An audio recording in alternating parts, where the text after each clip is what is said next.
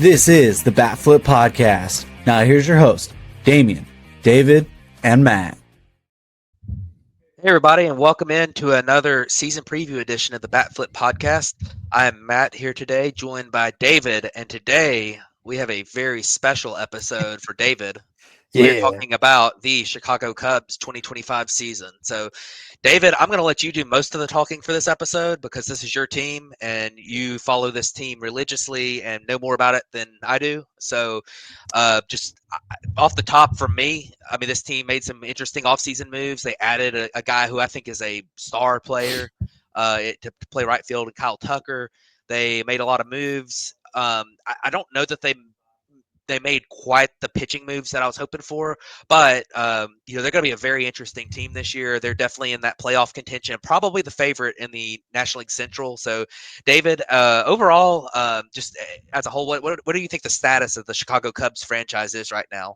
Yeah, I was doing the slides here, and I felt pretty good about this team. I was kind of like, man, I like this team. There's a lot of guys on this team that I just really like to watch. I like to follow. I think they've got a really fun team this year. It's added a little pizzazz, I think, given that introduction of Kyle Tucker and that that superstar ceiling that you were talking about. As far as the status of the franchise, they're in a spot where the competitive window needs to be opened, Mm-hmm. right? I think the prospects are all arriving, right? Pico Armstrong arrived last year. Matt Shaw should arrive this year. Michael Busch was traded for some, we'll call them good prospects, right? Some people would call them great. But we're at a point where the Cubs need to be opening up the competitive window and really pushing for another World Series championship because the good players are here. They've got a lot of really solid pieces, and they just need to, I think, probably go out and find that final little piece at the deadline in the starting rotation. I feel like the rotation at that number one slot, if you could slot somebody in ahead of the Cubs' two really good starting pitchers, you would be just golden for a nice playoff run to go after the Dodgers, the Braves, the Mets, like these really good National League teams. And the Cubs could compete with them. I just think they're a step behind right now, and they really need that extra piece in the starting rotation. Yeah, I gotcha, and we'll get into that here in just a minute. But we could talk first about what they did add this offseason. So there was a lot of additions. This team had a lot of turnover. I think last year was a little bit of a disappointing season, coming off of a near playoff appearance, and they really struggled for a good portion of the season last year and missed out again. So they made a lot of changes. The biggest one, obviously, is going to be Kyle Tucker. I mean, that is a huge, huge trade. Probably the biggest trade of the offseason, if I'm not forgetting one. Eric Crochet, maybe, but Crochet maybe, but I mean, Kyle Tucker was surprising to get moved. I think Right. in a lot of ways, even though he's close to free agency, that's going to be a big deal for the Cubs going forward. But obviously, in 2025, he will be a Chicago Cub, which is very good for this team. They added Carson Kelly in free agency, backup catcher. Justin Turner still can hit some. He's going to be an interesting piece, especially maybe a little bit of insurance for a couple rookies they got out there. Matt Shaw being one of them. John Birdie, they added him. He's got some speed. Vidal Brujan, they traded for. Matt Boyd, Colin Ray. Those are their big free agent pitching ads. I think that's where they have a little bit of an issue is that they didn't add more in that rotation, but beyond those guys. Ryan Presley was another big trade they got from the Astros. He's going to be their closer. That was something they sorely missed last year. Ryan Brazier is a nice trade pickup. He's had some success at times as a reliever. Caleb Thielbar in free agency. Gage Workman is their Rule 5 pick. And Brad Keller they brought in as well. And I believe he's had a pretty good spring for them. Maybe transitioning into a reliever a little bit, but he's kind of interesting. So, David, I think we kind of understand the magnitude of the Kyle Tucker deal, Ryan Presley to a certain level too. Out of all these other guys, the Justin Turner, Matt Boyd, Colin Ray, maybe Brad Keller, some of these guys, which one do you think is the one that would step up and make the biggest impact for the Cubs this year? He's right here. He's right to my Gage Workman. Dude, I cannot understand how good Gage Workman has been this spring. Left-handed hitting third baseman and, with a lot of power and a lot of swing and miss. And you'd probably sit there and tell me, wow, they just picked up left-handed Patrick Wisdom. He's probably a terrible defender out there, right? He plays shortstop. Actually, he's a shortstop in the minor leagues. who has moonlighted over to third base, both outfield spots. He might even play some second base. At this point, I think the Cubs are just going to roster him as like the backup infielder. Yeah. And outfield, just like the utility guy. He's like 24, 25, left-handed bat off the bench that can hit for power and play every defensive position well. I don't even, that's such a crazy pull, like crazy scouting pull off the Rule 5 pick for a guy who didn't get protected by the Detroit Tigers. Like, man, what a great pull. You know, he may not amount to anything, but we had writers suggesting the Cubs trade for his rights to keep him. When, I mean, I understand you could just keep him on the team in the roster and stuff, but I think they will probably have to drop Vidal Brujan at some point. But I mean, just keeping Gage Workman is huge. It's like adding, I would say it's probably like adding a top 200 prospect at this point. Like the Cubs just yanked him out of there. They're going to develop him. He's going to play some third base. Obviously you've got a rookie there at third base. So, you know, it's just a great pull. I think the Brad Keller thing is really, really interesting too. He's a kind of an innings eater type that played for the Royals for a few years. He came to spring throwing 97, 98 in 1 to 2 inning stints. And he's got a hammer. I think it's a hammer slider. Yeah, Brad Keller's just this kind of one of those guys, like a lot of failed starters converting to a reliever in the bullpen. That's a lot of really good ways to find success on cheap in that reliever market. And he's going to get a shot. I think for everything we know right now, Keller's going to go to Japan and then, get a shot on opening day. And if he pitches well, I mean, those two at the very bottom of the list could probably have the most impact. I'm also really excited to see Justin Turner finally hitting for the Cubs and not against the Cubs. Got some monster home runs against the Cubs in the playoffs. I don't think he's going to play much third base. Yeah, he had a walk-off in 2017. He's not going to play much third base, I don't think. I think they'll probably use Birdie, Workman, and Shaw before Turner at third, but he could maybe do it. They've put him there in spring. He's going to DH some if one of the outfielders needs a day off. He's going to hit against those tough lefties that Michael Busch, maybe you'd want to, prevent him from getting exposed against. I think it's a really, really good fit. It's just overall, right? You mentioned it. I don't know if they spent that Cody Bellinger money very well. We'll talk about it here on these subtractions. I don't know if they spent it well. A lot of these guys are good. I like a lot of these names, but missing some of that top end impact. Yeah, a couple quick notes here. You mentioned Gage Workman. He cut his strikeout rate by several percent, repeating Double-A last year. Mm-hmm. So that's an encouraging sign. He stopped switch hitting, and we'll see if he's able to continue that progression. He has not played in Triple-A yet, so it's going to be a pretty big jump if he's on the big league roster. But it'll definitely be interesting to see. And also, Brad Keller actually has made multiple opening day starts for the Royals, which is kind of interesting. A lot of that's an indictment of the early 2020s Royals, but still, that's kind of an interesting tidbit there. But looking at the subtractions, you got Kyle Hendricks is finally no longer a Cub. I still hate it. Yeah, I know you hate it, but that's not a huge impact. Mike Tauchman, pretty good on base guy at times, but not a huge impact. Cody Bellinger's a pretty big impact. He did not have the same year last year he had in 2023. Now, I think that last year is probably kind of his true talent, which is still pretty good at this stage of his career. But, it wasn't quite the same. They upgraded from him with Kyle Tucker in the outfield. So I definitely think they upgraded there. Jorge Lopez, they lost. Isaac Paredes is a pretty big loss, but, obviously get Kyle Tucker. You feel okay about that. Hayden Wesneski is not a huge loss. He had some promise as a reliever, but he's kind of in the same boat. Lost Adbert Alzolay and Nick Madrigal as well. A couple of Alzolay struggled last year as a closer. Madrigal injured a lot, and also never really panned out. So, David, I guess out of these subtractions, I know Cody Bellinger hurts, Isaac Paredes hurts. Does any of these other guys really hurt that much? Nick Madrigal hurts so much. No, it's I do think Mike Tauchman is actually kind of a big loss, but I don't think there was any room for him on this roster, given that you're going to effectively, slide one of Kyle Tucker or Seiya Suzuki into DHing every day. I'm okay with not trying to roster another outfielder. That I didn't even put Alexander Canario on here. He's another one that got dropped. The Cubs just can't. A guy that could play infield and outfield like Gage Workman is going to be more valuable. Like Vidal Brujan also can moonlight in both infield and outfield. So that's more important right now. to this roster. And obviously, I think Mike Talkman's on base skills. He was really good for 2 years. I mean, we had the summer of Mike Talkman. He made robbed a couple of game winners in his time, hit a couple of walk-offs. So, he's a really good player. I really liked watching Mike Talkman, and I hope he plays well in Chicago. He's going over to the South Side. I think that's a good move for him. He'll get to play every day, and that's good for, that's good for his career. It'll be a big trade deadline acquisition type for a sure. team that needs to platoon in the outfield. So. Very, very cheap too. He'll be very cheap. I will miss Adbert Alzolay. He was a very fun half a season closer, but gosh, in 2023, he felt like he nailed it down. He got to that point where he was kind of a dominant closer.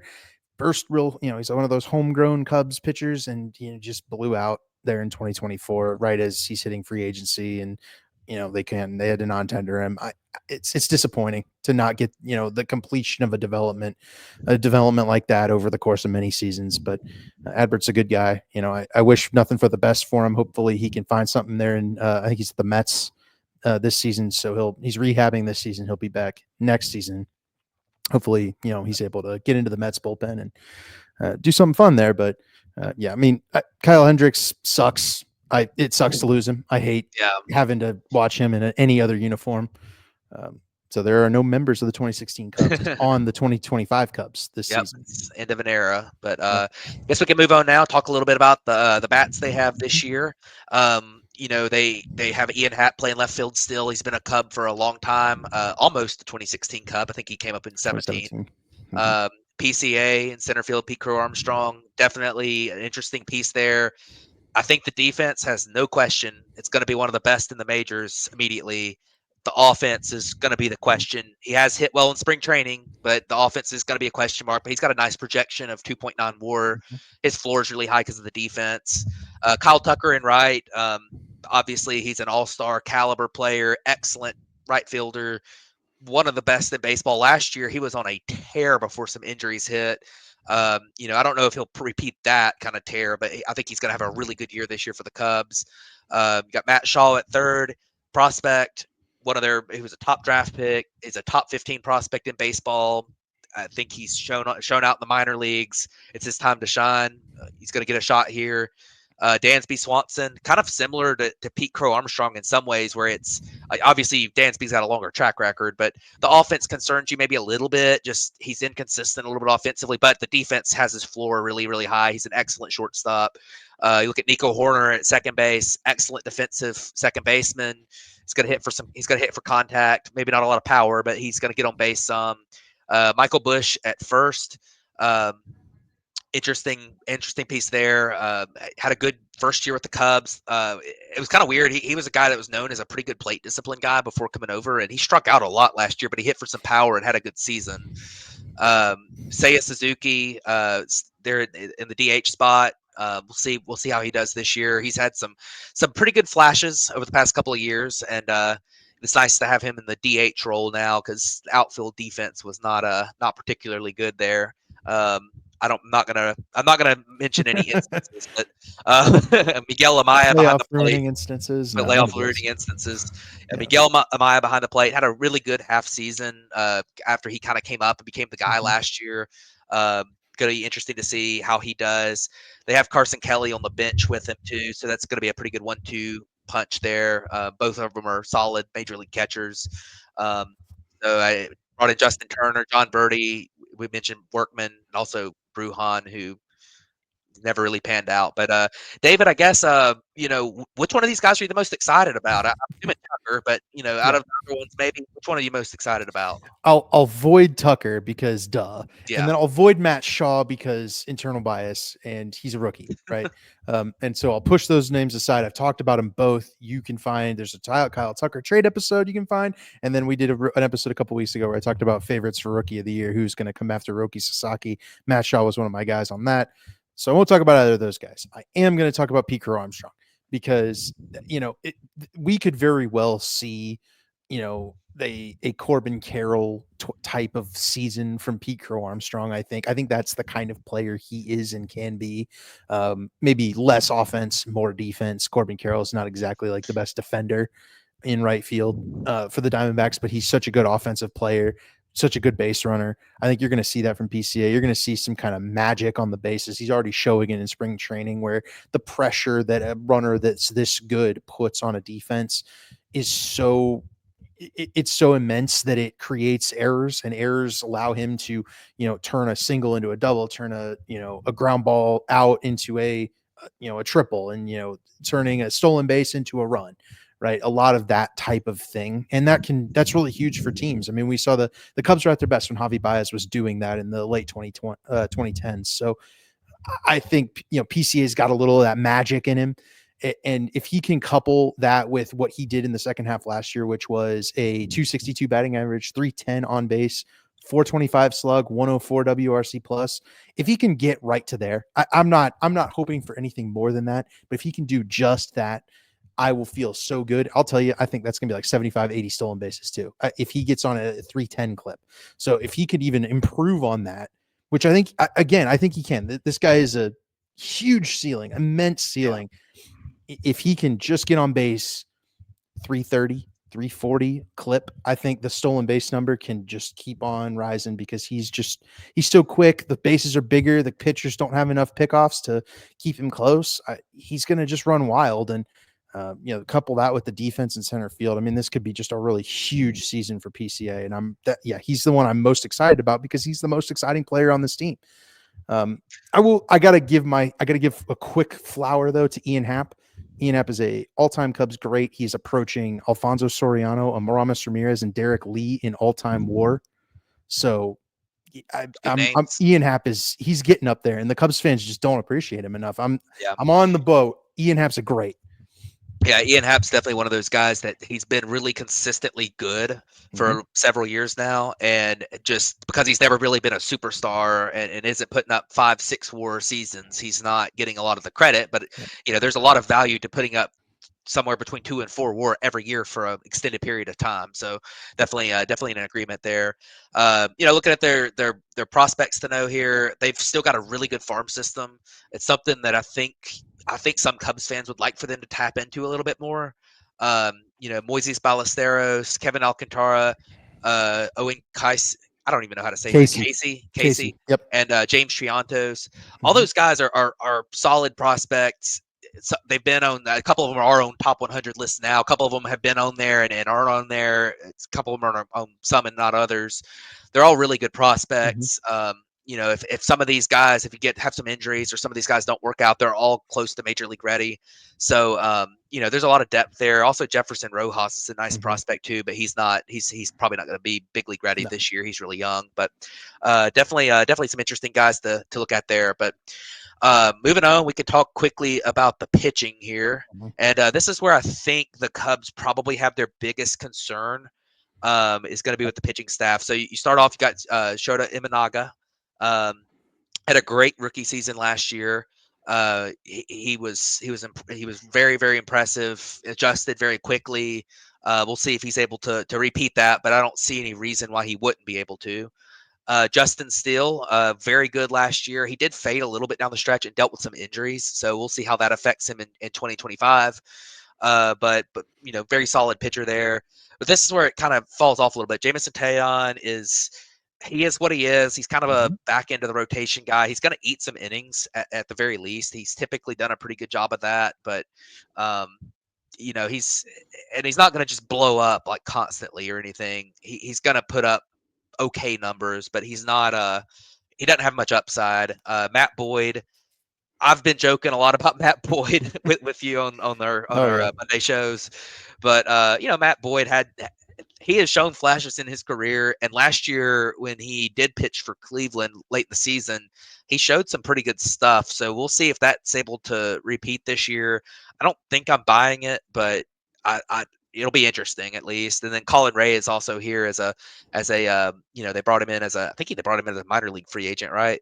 Or maybe just a 1-year deal. But Javier Assad is injured. I don't really believe in him. I know he had a pretty good year last year, but he's injured right He's- now. He will be in the rotation when he comes back, or at least a swing guy, which is what he's done a lot of his career. Look, Javier Assad is all aura.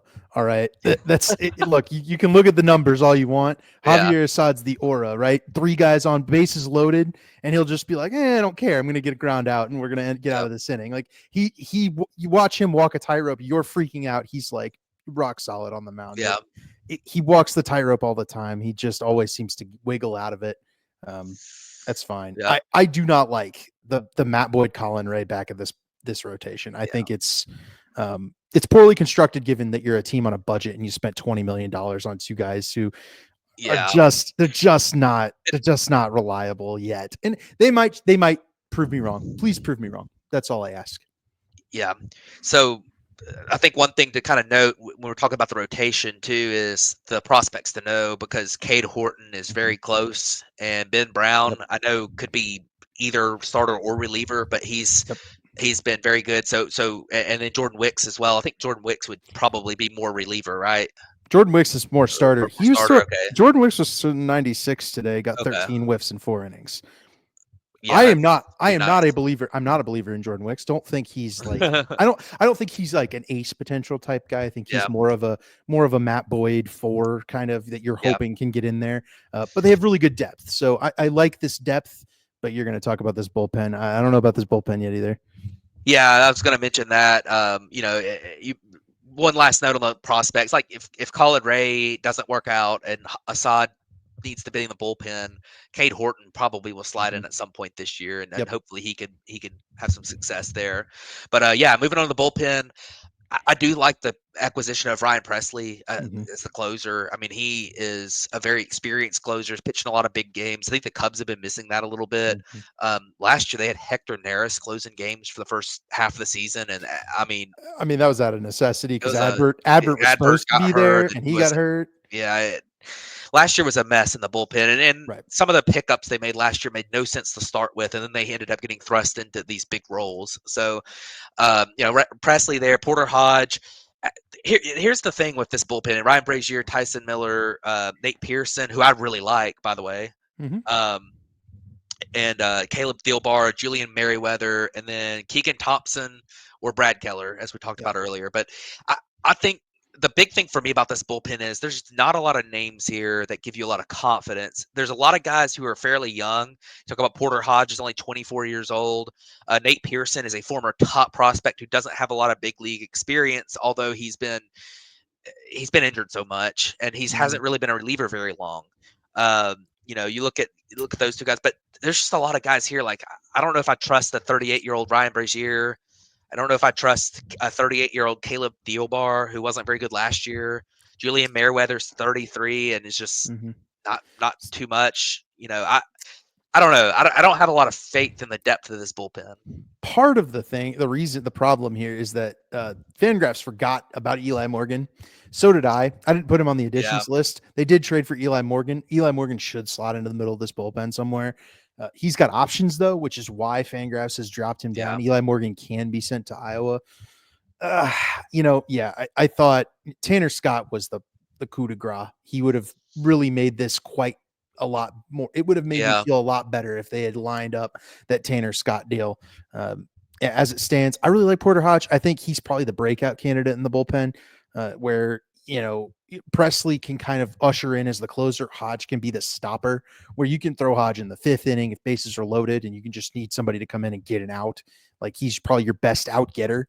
And then Presley's your like rock solid 9th inning guy, 2-run lead. We need somebody who can go in there and close it down. That's your Presley. I like that Porter Hodge can potentially be that fireman role. That's exciting because he's a young talent, nasty stuff, great slider, great fastball. He's got a lot of veterans now, I think. And like you mentioned, right, all that they had last year was effectively Hector Neris, where they had done a really good job of acquiring veterans in the past, like guys like Chris Martin and David Robertson and Craig Kimbrell had all rolled through the bullpen. Last year they just did not do a good job of lining up those veterans. And this year they have done a good job of lining up the veterans. Now, can you trust those veterans? TBD, but they've been very good when they've been this front office has been very good at acquiring those bullpen veterans. So I'm going to believe them until they going to believe them until they fail, because Neris was the only guy last year. And we identified that one early on. It's like, well, that might not work out. But when you thrust Neris into that 9th inning role, he was always going to fail. So, that's where I feel really confident that the way they've got this set up can work. But you're right. That's where I'm like, man, it sure would have been nice to get Tanner Scott. Yeah, for sure. So I guess we'll move on and talk about here the overall outlook on the season for the Cubs. Their over under win total is 85.5. I think that's the highest we've had so far. So David, are you going to take the over or under on the Cubs this year? I'm taking the over. I'm all the way in. I think the offense it looks really good. I didn't even mention Michael Busch in my little ravings about the offense. I think Michael Busch is going to be crazy good. We're doing a bunch of these tonight, and I did all the predictions for him, and I'm taking Michael Busch over every single first baseman we had, and their projections were like identical. And I think Michael Busch is just going to be way better defensively. He's one of the best first basemen in the game. And it's been a meteoric rise where he's got really, really good defensively at first. And I think offensively, he takes a step forward. I think PCA takes a step forward. The rookies come up and help. I think Gage Workman as a utility guy instead of, the other bench guys that they've been running out there, like Patrick Wisdom and some of those guys. It's just going to be a big improvement, big, increase in energy. Pitching wise, I think they make a big move at the deadline. I think they're in the Sandy sweepstakes. I think they hunt for Kevin Gossman. I think they go after a big fish in that starting rotation to lead him into the final, set. And we'll see who's available. Other than Sandy, I really don't know who's going to be available. So, we have lots of various potential options, right? Where starting pitching can come from at the deadline. So and they've got, you saw all those prospects, right? Not all those guys are going to be able to play. If things go well, those guys should never see the field and they should get dealt at the deadline. So I'm taking the over. I think it's really easy. I like this team to win the Central, and they need to, right? Been the Brewers division for too long. The Cubs need to go out here and win the Central. Yeah, I think I'm with you on the over. I've been really pessimistic about the Cubs over the last few years. I think this team's better. I don't know that they're a real World Series contender at this stage, but I think that the team is a lot better than it has been. I like the mix better, with the bats. I think the biggest underrated thing, I guess you discussed it a little bit, but the defense on this team is really, really good. It's going to help a pitching staff that probably isn't going to get a ton of swing and miss. I think that really helps. I mean, you look at Dansby Swanson, Nico Horner, and Pete Crow Armstrong up the middle. I don't think you're going to find very many that are better than that, if any. Ian Happ's a 3-time Gold Glove winner in a row too. Find a good in left field. Tucker has been inconsistent, but at times has been really good in right field, and at times has not been so good. But definitely interesting team here. I'm going to take the over. I think they'll probably win. I don't think they're going to get to 90, but I think they'll get to like maybe 87, 88. Their odds to make the playoffs are -140, so they are favored to make the playoffs. Odds to win the Central are +125. Odds to win the World Series +3,000. I think they're the favorite in the Central, and I would probably take them to win the Central this year as well at this stage. So, David, real quick, any final thoughts?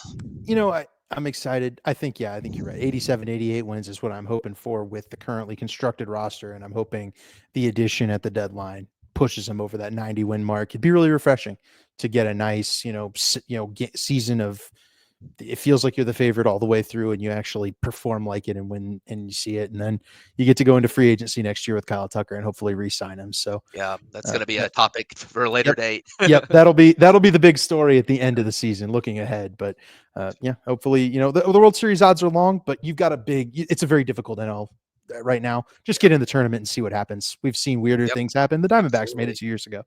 So yeah, that's all I got. All right. Well, I guess that'll wrap it up for us here. Don't forget, like, comment, subscribe. Appreciate y'all for tuning in, and we'll catch you on the next one.